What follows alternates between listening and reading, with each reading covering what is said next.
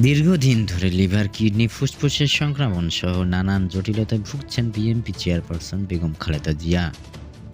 হঠাৎ করে শরীরের অবস্থা খারাপ হলে ২৩ নভেম্বর ভর্তি করা হয় এভার কেয়ার হাসপাতালে। এরপর ১৪ দিন ধরে হাসপাতালে সিসিইউতে চিকিৎসাধীন ছিলেন। কাতার সরকার পাঠানো এয়ার অ্যাম্বুলেন্স গত শুক্রবার বেগম জিয়াকে উন্নত চিকিৎসার জন্য যুক্তরাষ্ট্রে নেওয়ার জন্য কথা ছিল, তবে কারিগরি ত্রুটির কারণে সেদিন পৌঁছায়নি। পরে দূতাবাস থেকে জানানো হয় জার্মানির এয়ার অ্যাম্বুলেন্স ঢাকায় আসবে। তবে এয়ার অ্যাম্বুলেন্সটি জার্মানি কোম্পানি হলেও ভাড়া থেকে শুরু করে যাবতীয় সব ব্যবস্থা করছে কাতার সরকার।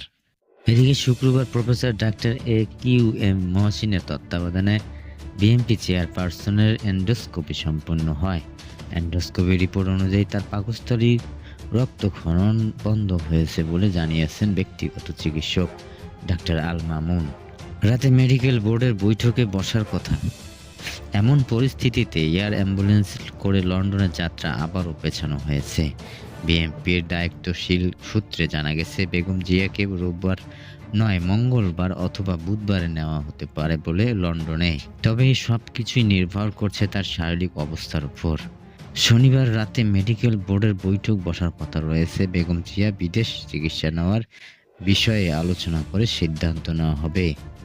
দীর্ঘদিন ধরে তিনি আর্থাইটিস, ডায়াবেটিস, কিডনি, ফুসফুস, চোখের সমস্যা সহ নানান জটিলতায় ভুগছেন।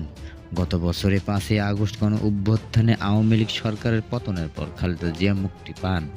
এরপর চলতি বছরের ৭ জানুয়ারি উন্নত চিকিৎসার জন্য লন্ডনে যান খালেদা জিয়া। চিকিৎসার জন্য ১১৭ দিন লন্ডনে অবস্থান শেষে গত ৬ মে দেশে ফেরেন তিনি। এরপর নিয়মিত স্বাস্থ্য পরীক্ষার জন্য এভার কেয়ার হাসপাতালে নেওয়া হয় বিএনপির চেয়ারপারসনকে। সবশেষে গত ২৩ নভেম্বর সন্ধ্যায় এভার কেয়ার হাসপাতালে ভর্তি করা হয় বিএনপির চেয়ারপারসনকে। এরপর থেকে সংকটাপন্ন পরিস্থিতিতে রয়েছেন বলে জানিয়ে আসছেন দলের স্থায়ী কমিটির সদস্য ডাক্তার জাহিদ হোসেন সহ শীর্ষ পর্যায়ের নেতারা।